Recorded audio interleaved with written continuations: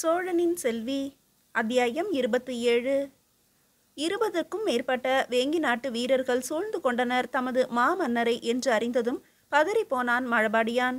சட்டென்று தனது யானையை திருப்பி மாமன்னரின் அருகில் சென்று விடலாம் என முயற்சித்த வேளையில் இதுதான் சமயமென தாக்குதலை தீவிரப்படுத்தினான் ஜடாசோடவீமன். அவனை எதிர்க்காமல் அங்கிருந்து நகர முடியாது என்பதை புரிந்து கொண்ட மழபாடியானும் திருப்பி தாக்க ஆரம்பித்தான். அவனது பார்வை மட்டும் அவ்வப்போது ராஜராஜர் பக்கமே திரும்பிக் கொண்டிருந்தது. தன்னை சுற்றியோர் வெம்மை பரவுவதை புரிந்து கொண்டார் ராஜராஜர். வளையமாக எதிரிகள் சூழ்ந்திருப்பதையும் அத்தனை பேரின் வாட்களும் தன்னையே குறிவைத்து தாக்கப் போவதையும் தெரிந்து கொண்டார். தன் ஒருவனை வளைத்து பிடித்து விட்டால் போரின் போக்கையே மாற்றிவிடலாம் என்ற எதிரிகளின் திட்டம் புரியவர மெல்லியதோர் புன்னகை இதழ்களில் ஓடியது. சுற்றிலும் தன் பார்வையை செலுத்தினார். சற்று தொலைவே போராடி கொண்டிருந்த பரமன் மழபாடியானின் மீது பார்வை பட, அதே நேரம் சரியாக அவனும் இவரை நோக்க வலது கையிலிருந்த உடைவாளை இறுக்கி பிடித்தார் ராஜராஜர். இடது கையை உயர்த்தி விரல்களை விரித்து காட்ட புரிந்து கொண்டான் மழபாடியான். சட்டென்று தனது புரவியை முன்னே பாயவிட்டு எதிரே இருந்த இரு வீரர்களை தாக்கினார். எதிர் தாக்குதல் செலுத்த அவர்கள் வாளை உயர்த்தும் முன்பு புரவியானது இடதுபுறமாக திரும்பி பின்புறம் பாய்ந்தது. பாய்ந்த வேகத்திலேயே பக்கமாக நின்றிருந்த இரு வீரர்களின் கைகளோடு வாட்களும் பறந்து மண்ணில் விழுந்தன. வாட்களை வீச எத்தனித்த அவர்கள் வாளோடு சேர்த்து தங்கள் கரங்களும் வெட்டப்பட்டுவிட்டன என்பதை உணர்ந்து அலறுவதற்குள் பின்பக்கமாக நின்றிருந்த உப தளபதி ஒருவனின் மார்பில் நுழைந்து வெளிவந்து கொண்டிருந்தது ராஜராஜரின் வாள். என்ன நடக்கிறது என்பதை எதிரிகள் கணிக்கும் முன்பு இன்னும் இருவரது சிரங்கள் காணாமல் போயின. ராஜராஜரின் புரவியானது ஒரு சிறிய இடத்திலேயே மிக விரைவாய் இடம் வலம் முன் பின் என மாறி மாறி சுழன்று கொண்டிருக்க எந்த திசையிலிருந்து தாக்குகிறார் என்பதை கணிப்பது சற்று கடினமாகி போனது வேங்கி நாட்டு வீரர்களுக்கு. புரவியின் சுழற்சியை நிறுத்தாதவரை ராஜராஜரை நெருங்குவது கடினம் என்பதை புரிந்து கொண்டான் ஒரு தளபதி. இன்னும் நெருங்கி சென்று தாக்குங்கள், புரவி நகரும் அளவிற்கு இடம் தராதீர்கள், நெருக்குங்கள், அருகில் சென்று தாக்குங்கள் என்று அவன் கட்டளையிட அவனது வீரர்களும் நெருங்கி செல்ல ஆரம்பித்தனர் ராஜராஜரை நோக்கி. புரவி நகர்வதற்கான இடத்தின் அளவு குறைய ஆரம்பித்தது. அடுத்த நகர்வு எப்படி என தெரியாமல் புரவியும் மிரள ஆரம்பித்தது. தமது கடிவாளமானது இழுக்கப்படுவதும் தனது முன்னங்கால்களின் மேல் பகுதி ராஜராஜரின் கால்களால் நகர வேண்டாம் என்பதற்கு அடையாளமாக தடுக்கப்படுவது போல உதைக்கப்படுவதையும் புரிந்து கொண்ட புரவியானது சட்டென்று ஓரிடத்தில் நிலை கொள்ள அதுவரை சுற்றி இருந்த புழுதி மண்டலமானது மெல்ல அடங்க தொடங்கியது. மாட்டிக்கொண்டான் சோழத்தின் மாமன்னன் என்று திமிரும் அலட்சியமுமாக தளபதி ஒருவன் கூறிக்கொண்டே நெருங்கி வர ஆரம்பித்தான். சோழத்தின் மன்னரே, உடைவாளை கீழே போட்டுவிட்டு புரவியை விட்டு கீழிறங்கும், இனி செய்வதற்கு ஏதும் இல்லை உமக்கு என்றான் அவன். வேங்கியின் வீரர்கள் இன்னமும் நெருங்கினர். ராஜராஜரோ உயர்த்திய வாளை கீழிறக்கவே இல்லை. பார்வை மழபாடியானின் பக்கம் சட்டென்று திரும்பியது. ஜடாசோட வீமனோடு போராடி கொண்டிருந்த மழபாடியான் தனது வாளை இடது கைக்கு மாற்றிக்கொண்டு வேலினை கையில் எடுத்தான். வாள் வேல் என இரண்டும் கொண்டு தாக்கப் போகிறான் என ஜடாசோட வீமனும் எச்சரிக்கையானான். மழபாடியானின் பார்வையும் ராஜராஜர் பக்கம் ஒரு நொடிதான் திரும்பியது. அடுத்த கணம் அரசே என்ற அலறலோடு அவனது இடது கையிலிருந்த வாளை வீசி எறிந்தான் ராஜராஜரை நோக்கி. என்ன நடக்கிறது என ஜடாசோட வீமன் யோசிப்பதற்குள் மழபாடியான் வீசிய வாளானது ராஜராஜரின் இடது கையில் தஞ்சமடைந்திருந்தது. தாக்குங்கள் என வேங்கியின் தளபதி அலற ஒட்டு மொத்தமாக பாய்ந்தனர் ராஜராஜரின் மீது. பாலைவனத்தில் புயல் வீசும்போது எழும் மணலின் சுழற்சியின் வேகத்தில் மாட்டிக்கொண்டால் என்னவாகும் என்பதை அன்றுதான் தங்கள் வாழ்வில் முதலாக கண்டனர் வேங்கியின் வீரர்கள். தனது இரண்டு கரங்களாலும் சம பலத்தில் ஒரே நேரத்தில் வாழ் வீசும் ராஜராஜரை கண்டு மிரண்டு போய் நின்றான் உப தளபதி ஒருவன். கரங்களில் இருக்கும் வாட்களின் சுழற்சியினை கொண்டே தன்னை எவருமே நெருங்காதவாறு செய்யும் ராஜராஜரின் வேகம் ஒரு புறம் திகைப்பூட்டியது, மறுபுறம் அவர்களது அவயங்களையும் பறித்து சென்றது. தலைவனின் ஒவ்வொரு அசைவையும் புரிந்து கொள்ளும் வீரர்கள் பலரை கண்டிருக்கலாம். இங்கோ அவனது புரவிக்கு கூட புரிந்து கொள்ளும் திறன் இருக்கிறது என்பதனை அதுவரை அசையாதிருந்த புரவியானது திடீரென்று நின்ற இடத்திலேயே கால் மாற்றி சுழல்வதை கண்ட வேங்கியின் வீரர்கள் அதிர்ந்து போயினர். முன்னால் தாக்க வரும் வீரர்களை தனது முன்னங்கால்களை உயர்த்தி எட்டி நெஞ்சில் மிதிப்பதும் பின்னங்கால்களை சட்டென்று தூக்கி எட்டி உதைப்பதையும் கண்ட வேங்கியின் வீரர்கள் தடுமாறினர். அருகில் எவன் நெருங்கினாலும் ஐயோ என்ற அலறல் சத்தத்தோடுதான் திரும்பினான். அப்படி திரும்பும் வேளையில் அவனது கையிலோ தோளிலோ நெஞ்சிலோ ராஜராஜரின் வாளானது தனது அடையாளத்தினை பதித்துவிட்டுதான் சென்றிருந்தது. வலதுபுறமாகவே தாக்கலாம் என 4-5 பேர் இணைந்து முன்னேற இடதுபுறமாய் வந்த உபதளபதி ஒருவனின் வயிற்றில் வாளை சொருகியதோடு அவனை வாளோடு தூக்கி வலதுபுறமாக வருபவர்கள் மீது வீசினார் ராஜராஜர். அந்த கொடூரத்தினை கண்ட மிச்சமிருந்த வீரர்கள் நெருங்க பயந்து எட்டியே நின்று போராடினர். 20ற்கும் மேற்பட்டோர் சூழ்ந்து தாக்க வந்து தற்போது 4-5 பேர் கூட மிச்சமில்லை என்பதை புரிந்து கொண்ட ஒரு தளபதி பின்வாங்க எத்தனிக்க அவன் நெஞ்சில் புகுந்த ராஜராஜரின் வாளானது திரும்பிய வேகத்திலேயே அவனது சிரத்தினையும் கொய்து பக்கத்திலிருந்த மற்றொரு வீரனின் மடியினில் வீச என்னவென்று பார்த்து அவன் மிரண்டு போய் அலறியபடியே புரவி விட்டு கீழே விழுந்தான். மிச்சமிருந்த 2 பேர் எதிரே பார்க்க எதிரிகளின் குருதியில் சிகை முழுவதும் நனைந்து அதிலிருந்து சொட்டு சொட்டாய் குருதியானது வழிந்து முன்புறமாக நெற்றியை மறைத்து கொண்டிருக்கும் சிகையின் வழியே கீழிறங்க அதன் பின்புறத்தில் நெருப்பு துண்டங்களாக ஒளிர்ந்து கொண்டிருக்கும் ராஜராஜரின் கண்களில் தெரிந்த வெறியினை கண்டு புரவியை திருப்பி களம்பிட்டோடு ஆரம்பித்தனர். இதை கண்ட சோழத்தின் வேங்கைகள் கூட்டம் சோழம் சோழம் சோழம் என்ற குரல்களை உயர்த்த களமதிர ஆரம்பித்தது ஓசையில். அதே நேரம் கோட்டை வாயிலின் வழியாக பெரும் சப்தத்தோடு புழுதி மண்டலத்தினை கிளப்பியபடி புலிக்கொடிகள் தாங்கிய சோழத்தின் புரவிப்படை வீரர்கள் கூட்டம் ஒன்று புதியதாக களத்தில் நுழைய ஆரம்பித்தது. இந்த படை எங்கிருந்து வந்தது திடீரென்று என ஜடாசோட வீமன் யோசித்திருக்கும் வேளையிலேயே உள்ளே புகுந்த புரவி படையானது வேங்கியின் வீரர்களை வேட்டையாட ஆரம்பித்தது வெகு வேகமாக. சோழத்தின் முதன்மை தளபதியான பழுவேட்டரையரும் தமது படையோடு களத்திற்குள் நுழைந்து விட்டார் என்பது புரிந்ததும் வேங்கைகளின் கூட்டமானது உற்சாகத்தோடு தமது வேட்டையை துவக்கியது. கிடைத்த இடங்களில் எல்லாம் நுழைந்து வேங்கி படையினரை விரட்ட ஆரம்பித்தது. களமானது தனது வெற்றி திருமுகத்தினை சோழனின் பக்கம் திருப்பிவிட்டது என்பதை புரிந்து கொண்ட ஜடாசோட வீமன் மெல்ல பின்வாங்க ஆரம்பித்தான். எஞ்சி இருந்த வேங்கி படையினரும் களம்பிட்டு ஓட ஆரம்பித்தனர். சரியான சமயத்தில் வந்துவிட்டேனா அரசே என கேட்டபடி ராஜராஜரின் அருகில் வந்தார் பழுவேட்டரையர். எதை நான் ஆரம்பித்து வைத்தாலும் முடிப்பது என்னவோ நீங்கள்தான் போலும் என்றார் ராஜராஜர் புன்னகையோடு. அரசே, ஜடாசோட வீமன் தப்பிக்க முயற்சிக்கிறான், பின்தொடர்ந்து தாக்கி பிடித்து வரட்டுமா அவனை வேகமாக கேட்டார் பழுவேட்டரையர். விரட்டி பிடித்து கொள்வது வனத்தின் வேங்கைகளுக்கு அழகாக இருக்கலாம், சோழத்தின் வேங்கைகளுக்கு அல்ல. விட்டுவிடுங்கள் அவனை, மறுபடியும் சந்திக்க வேண்டியிருக்கும் அவனை என்று நினைக்கிறேன் என்றார் ராஜராஜர். நல்லதோர் வாய்ப்பை தவற விட்டு விட்டீர்கள் அரசே. அவனாகவே உங்களை நோக்கி வந்தான், நீங்கள்தான் அவனை நெருங்க விடாது என கட்டளையிட்டு விட்டீர்கள் எனக்கு. நானும் அவனை தடுக்க வேண்டியதாயிற்று என்றான் பரமன் மழபாடியான். அவனை நேருக்கு நேர் சந்திக்க வேண்டாம் இந்த களத்தில் என்பதுதான் காரணம் என்றார் ராஜராஜர். அவரது குரலில் அழுத்தம் தெரிந்தது. ஏன் அரசே, எதற்காக இப்படி ஒரு முடிவு?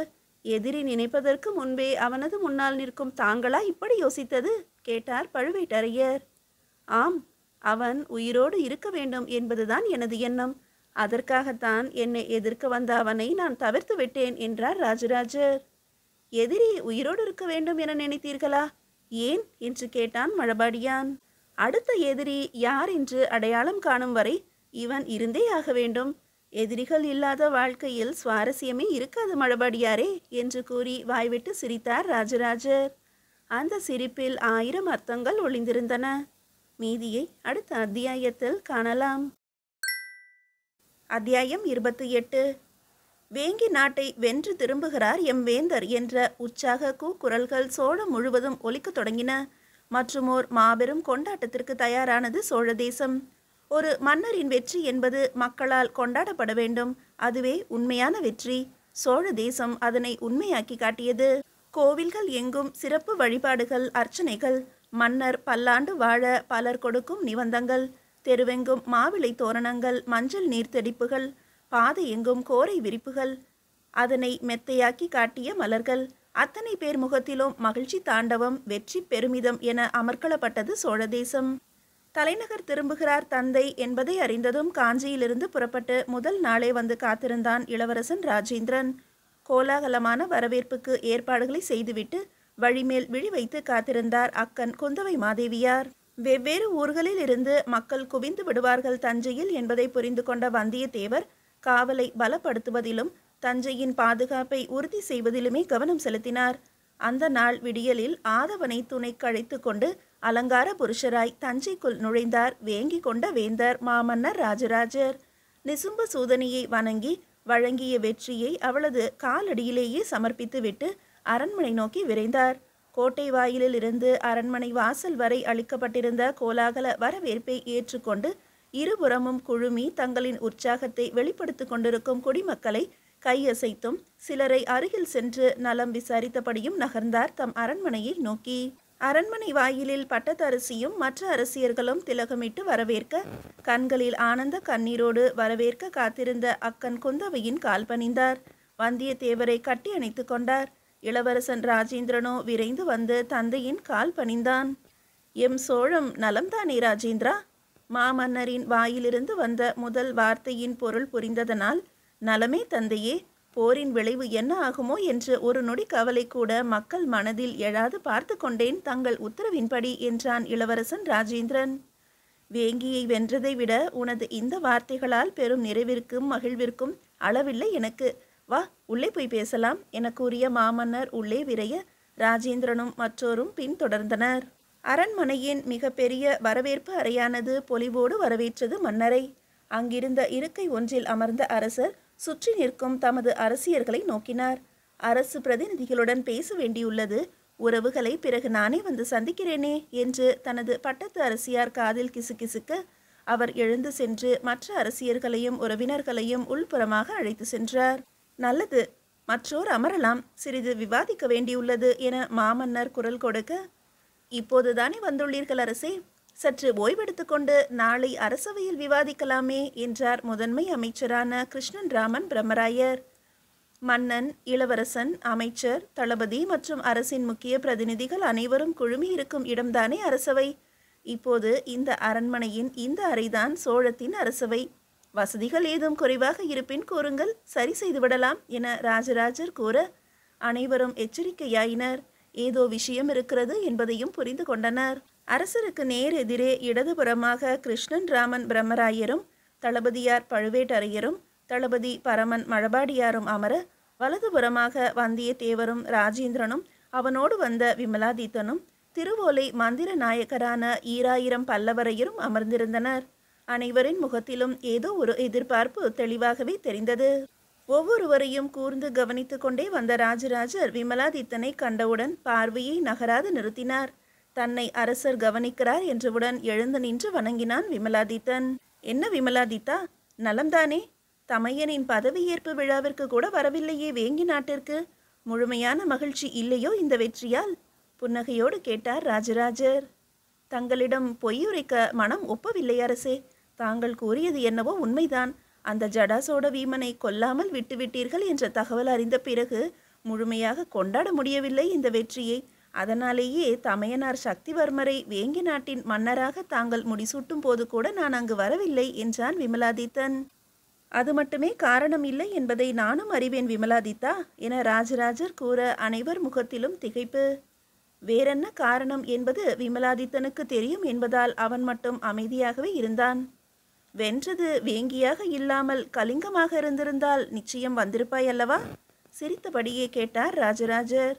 ஆம் அரசே, என் நாட்டை மீட்டு தந்ததை விட எமக்காக உயிர் துறந்த எம் நண்பனின் நாடான கலிங்கத்தை மீட்டிருந்தால் மகிழ்ந்திருப்பேன் முழுமையாக என்றான் விமலாதித்தன். நாளை நீயே இதனை செய்ய வாய்ப்பொன்று அமைய இருக்கிறதோ என்னவோ? அது இருக்கட்டும், பெற்ற தாயின் துயர் தீர்ப்பதுதான் ஒவ்வொரு ஆண்மகனுக்கும் முதல் கடமை. வேங்கி நாடும் உனக்கு அப்படித்தான். அதனால்தான் முதலில் அதை மீட்க வேண்டும் என்று முடிவெடுத்தேன். தன் மக்களின் துயர் தீராதவன் பிறர் மக்களை பற்றி கவலைப்படுவதில் அர்த்தமே இல்லை.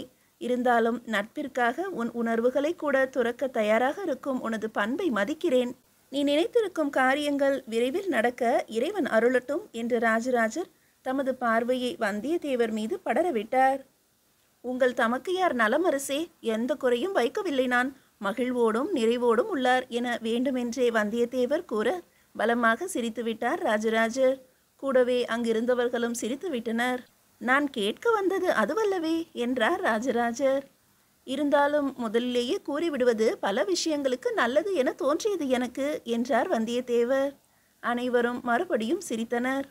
நீங்கள் உடன் இருக்கிறீர்கள் என்ற பின் உறவுகளை பற்றிய கவலையே இருந்ததில்லை எனக்கு. இனியும் இருக்கப் போவதும் இல்லை தேவரே என்றார் ராஜராஜர். அவரது குரலில் நெகிழ்ச்சி தெரிந்தது. தலைநகர பாதுகாப்பு சிறப்பாகவே உள்ளது. எல்லைப்புறங்களில் கண்காணிப்பு தீவிரமாகவே உள்ளது. ஊரக பகுதிகளிலும் பிரச்சனை எதுவும் இல்லை என்பதை உறுதி செய்துவிட்டேன். ஏற்கனவே நாம் வென்று வந்த நாடுகளிலும் சொல்லும்படியாக ஏதும் இல்லை. அமைதியாகவே செல்கிறது சோழத்தின் நிர்வாகம் என்றார் வந்தியத்தேவர். வீட்டில் அமைதியும் நிறைவும் இருப்பின் நாட்டிலும் அது பரவும் என்பார்கள். உங்கள் விஷயத்தில் அது சரியாகவே உள்ளது வந்தியத்தேவரே என்றார் ராஜராஜர் குறும்பாக. இதற்குத்தான் நான் முதலிலேயே கூறினேன் தங்கள் தமக்கையார் மகிழ்ச்சியாகவே உள்ளார் என்று வந்தியத்தேவர் பதிலடி கொடுக்க மறுபடியும் சிரிப்பலை பரவியது அறையில். வாதத்தில் உங்களை வெல்லவே முடியாது என்று என் அக்கன் கூறியது உண்மைதான் தேவரே என்றார் ராஜராஜர். பல நேரங்களில் மௌனமாக இருப்பதே வெற்றிக்கான வழி என்பதை நான் பின்பற்றுவதுதான் காரணம். முக்கியமாக குந்தவையாரிடத்தில் என கூற அரண்மனையின் அந்த பெரிய வரவேற்பறை அதிர்ந்தது சிரிப்பலைகளால். இந்த மகிழ்ச்சியானது எவர் கண்ணும் படாது எப்போது நீடித்திருக்கட்டும் சோழத்தில் என திருஷ்டி கழிப்பது போல சுழன்று வீசி சென்றது அங்கு வீசிய தென்றல் காற்று. மீதியை அடுத்த அத்தியாயத்தில் காணலாம்.